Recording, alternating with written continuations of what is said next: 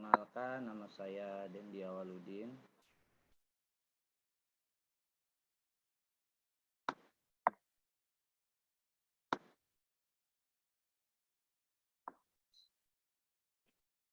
Bismillahirrahmanirrahim. Assalamualaikum warahmatullahi wabarakatuh. Perkenalkan, nama saya Dendi Awaludin. Saya dari kelas IE 20 C3. Dengan nomor induk saya 352010197.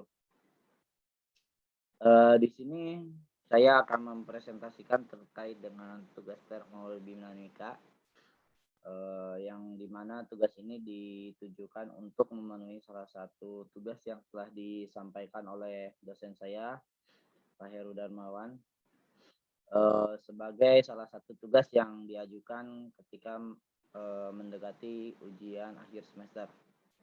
Di sini saya akan menjelaskan beberapa materi terkait dengan termodinamika. Sebelum ke pembahasan dan sebelum ke pembahasan dan soal terkait termodinamika, saya di sini akan menjelaskan terlebih dahulu terkait dengan materi-materi hanya sekilas saja. Di sini kita mengetahui tentang termodinamika. Sistem termodinamika. Sistem di sini adalah memisahkan bagian ruang yang terbatas atau kumpulan zat dari lingkungannya yang dibatasi oleh satu permukaan tertutup. Sistem terdiri dari dua, yaitu sistem terbuka dan sistem tertutup. Di mana sistem terbuka yaitu massa diperbolehkan melewati batas sistem, sedangkan sistem tertutup massa tidak melewati atau melalui batas sistem. Nah, pada sebagian persoalan, pada umumnya pada teknik, kita akan mengetahui tentang aliran massa masuk dan massa keluar pada suatu sistem. Makanya di sini kadang disebut atau sering dimodelkan sebagai kontrol volume. Kita bisa melihat di area yang ada di gambar ini terkait dengan batasan dari sebuah volume atur disebut dengan permukaan atur, ataupun hal tersebut dapat berupa batas real ataupun imajiner. Kita bisa melihat di sini ada ada gambar terkait massa masuk, ada dalam kontrol volume, terus massa keluar, dan moving boundary ini adalah massa masuk juga gitu kan, sehingga di ruang tertutup tidak terlewati. Kalau yang sebelah sini ini termasuknya adalah sistem terbuka. Nah, selanjutnya heat effect dan enthalpy. Ada sebuah industri kimia, efek panas adalah salah satu hal yang sangat fundamental dalam operasinya. Demikian juga untuk merencanakan suatu reaktor, perhitungan jumlah panas yang diperlukan atau ditransfer ditentukan oleh efek panas yang ada atau berpengaruh dari reaksi kimia. Panas terdapat dua jenis, yaitu panas sensibel dan panas laten. Entalpi adalah sistem dalam termodinamika yang menyatakan jumlah energi internal dari suatu sistem termodinamika ditambah energi yang digunakan untuk melakukan kerja. Entalpi tidak bisa diukur, tetapi nilai perubahannya bisa dihitung. Secara matematis, perubahan entalpi dapat dirumuskan sebagai berikut. Delta H sama dengan delta U plus PP delta V. H adalah entalpi sistem, U energi dalam, dan V adalah tekanan sistem, dan V merupakan volume sistem. Nah, di sini kita bisa melihat salah satu contoh aplikasi dalam sebuah termodinamika, yaitu gas ideal. Dan salah satunya yaitu mesin Carnot. Di sini kita bisa menjelaskan bahwasannya mesin Carnot adalah suatu model mesin ideal yang memiliki efisiensi paling tinggi dari semua mesin yang mungkin diciptakan. Mesin Carnot bekerja berdasarkan suatu proses termodinamika yang membentuk siklus disebut siklus Carnot. Pada siklus Carnot terdapat 4 proses, yaitu pemulaian isotermal. Kita bisa melihat dari gambar di sini. Dari gambar di sini kita bisa melihat adanya pemulaian isotermal dari A ke B. dari A ke B dan pemuaian adiabatik dari B ke C. Pemampatan isotermal dari C ke D dan pemampatan adiabatik dari D ke A selama proses siklus Carnot system menerima kalor Q dari reservoir bersuhu tinggi dan melepas kalor Q ke reservoir bersuhu rendah. Nah, di sini merupakan salah satu aplikasi mesin Carnot yang sangat familiar sekali. Karena di sana ada pemuaian terhadap adiabatik ataupun isotermal, terus mengalir dari suhu tinggi dan melepaskan kalor ke suhu yang rendah. Nah, di sini kita bisa melihat terkait dengan salah satu contoh soal dan pembahasan di mana kita menjelaskan terkait dengan air yang mengalir di sebuah pipa dengan diameter pipa tersebut yaitu 0,4 dengan kecepatan aliran 0,2 meter per second. Temperatur suhu di angka 25 derajat Celcius dengan tekanan sebesar 160 kilopascal. Tentukan laju aliran massa tersebut. Nah, di sini kita bisa mengetahui tentang apa itu tekanan, apa itu tentang diameternya, ataupun tentang kecepatan aliran dan T suhu gitu kan.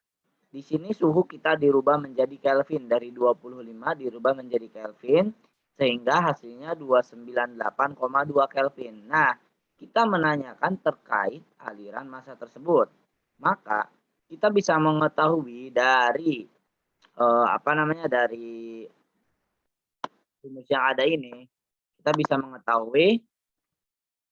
mengetahui bahwasannya rumusnya yaitu Pi RT per P, maka 0,287 kilojoule itu kita didapatkan dari tabel yang ada dalam termodinamika ini gitu kan. Ya, kita bisa melihat contoh dalam garis yang hijau ini menunjukkan R-nya yaitu 0,287 dalam sistem apendik terkait dengan air. Selanjutnya, dari situ kita akan mengalihkan dengan T, suhu yang ada. Dari sini kita ketemu yaitu 29,8,2 Kelvin. Maka dari situ kita langsung membaginya dengan tekanan. Maka hasil yang didapatkan yaitu 0,5348 meter kubik per kilogram. Nah, di sini kita melihat adanya A, yaitu mencari tentang aliran, laju alirannya gitu kan. Di sini kita V melihat V per 4 dikali 0,4 0,4 gitu kan. Nah, P di sini kita bisa melihat terkait dengan rumus dari 3,14. Maka hasil yang didapat ketika kita mengalihkan dengan diameter yang ada di sini R, hasilnya yaitu 0,1256 meter kuadrat. Maka laju aliran massa tersebut adalah M sama dengan V kali A per V. Nah, di sini kita mengetahui A-nya yaitu 0,4 gitu kan. Nah, terus V-nya yaitu 0,5348 dibagi V kecil ini. Hasilnya yaitu 1,7031 yang didapat dari sini nih, dari 0,125. Nah, gitu kan.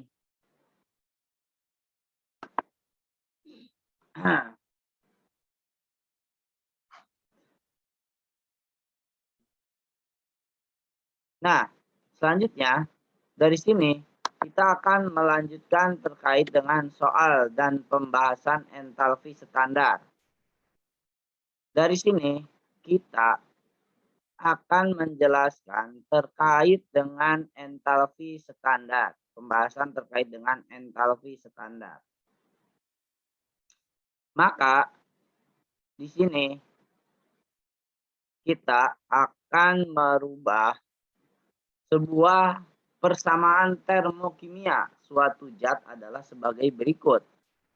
2C solid ditambah 8H2O 2C3H8 dengan cair solid juga gas solid sama dengan delta H minus 225 kJ per mol. Berapakah besar entalpi pembentukan standar dari C3H8 tersebut? Nah, pada reaksi standar pembentukan senyawa C3H8 terjadi apabila memiliki koefisien 1. Diketahui pembentukan 2 mol C3H8 dilepaskan kalor sebesar 225 kJ. Maka untuk mendapatkan entalpi pembentukan 1 mol koefisien, seluruh reaksi dibagi 2. Reaksi menjadi C sama dengan 48H2O.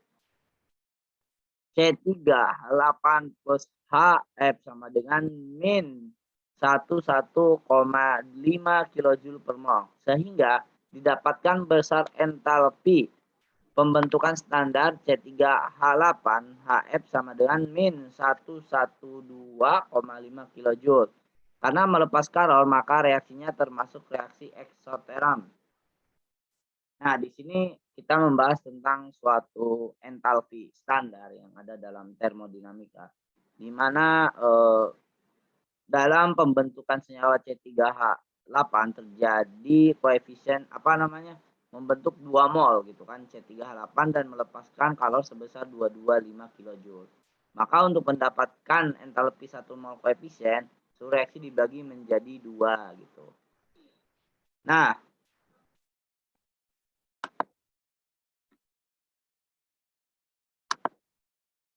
untuk selanjutnya, gas ideal mesin Carnot.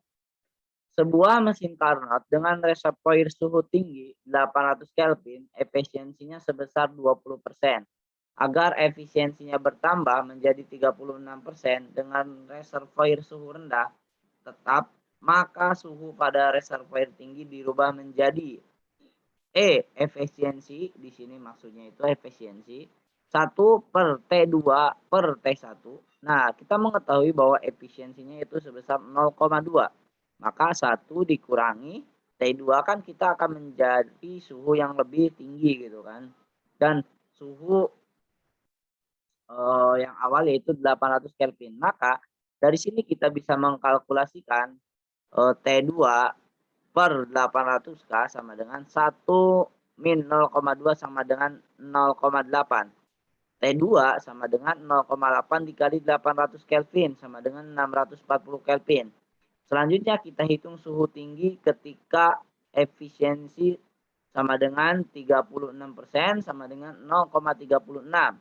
0,36 sama dengan 1 dikurangi 640 Kelvin per T1. Dari 640 Kelvin per T1 maka 1 dikurangi 0,36 sama dengan 0,64. T1 640 Kelvin per 0,64 sama dengan 1000 Kelvin. Maka kita akan ubah menjadi suhu dalam bentuk Celcius ataupun dengan Kelvin yaitu 1000. Maka suhu tinggi yang dirubah yaitu menjadi 1273 Celcius.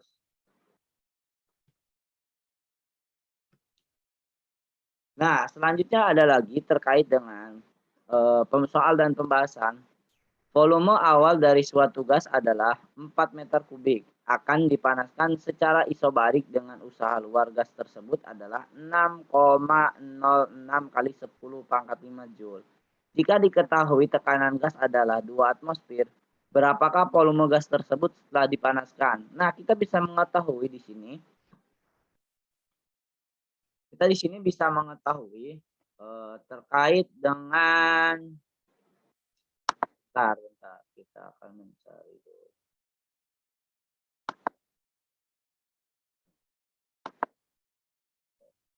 Nah, di sini kita akan mencoret-coret dulu. Maaf. Di sini kita mengetahui tentang V1 mengetahui tentang V1 yang ada